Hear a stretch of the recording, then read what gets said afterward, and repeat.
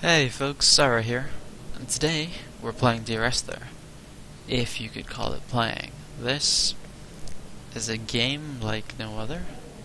It's an independent game available on Steam.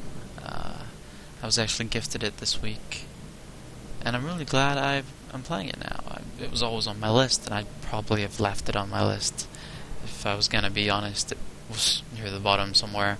It was in the games I want to play, but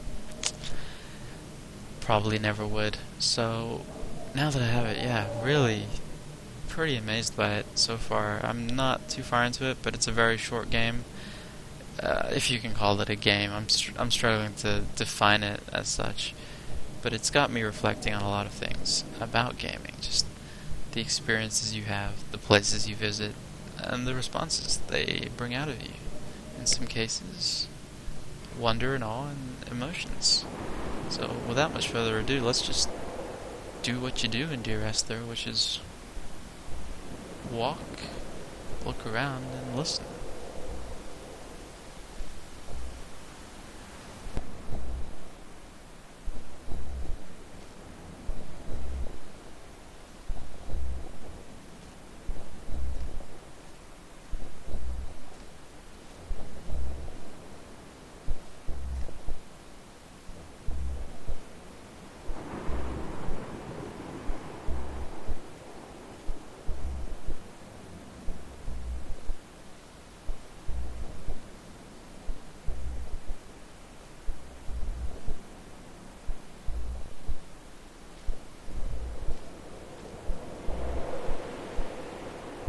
What to make of Donnelly, the laudanum and the syphilis? It is clearly not how he began, but I've been unable to discover if the former was a result of his visiting the island or the force that drove him here. For the syphilis, a drunk driver smashing his insides into a pulp as he stumbled these paths, I can only offer my empathy. We're all victims of our age. My disease is the internal combustion engine and the cheap fermentation of yeast.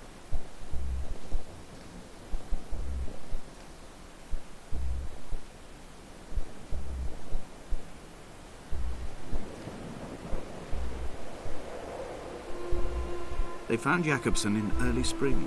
The thaw had only just come. Even though he'd been dead nearly 7 months, his body had been frozen right down to the nerves and had not even begun to decompose.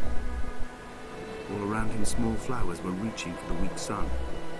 The goats had adjusted happily to life without a shepherd and were grazing freely about the valley. Donnelly reports they hurled the body in fear and disgust down the shaft, but I cannot corroborate this story.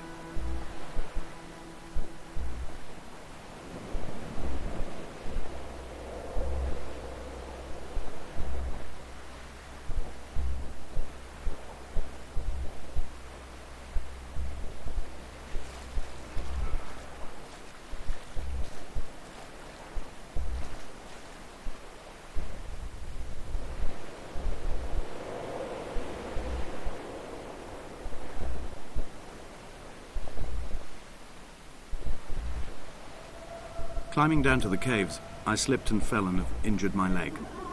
I think the femur is broken. It is clearly infected. The skin has turned a bright, tight pink, and the pain is crashing in on waves, winter tides against my shoreline, drowning out the ache of my stones. I struggled back to the bothy to rest, but it has become clear that there is only one way this is likely to end. The medical supplies I looted from the trawler have suddenly found their purpose. They will keep me lucid for my final ascent.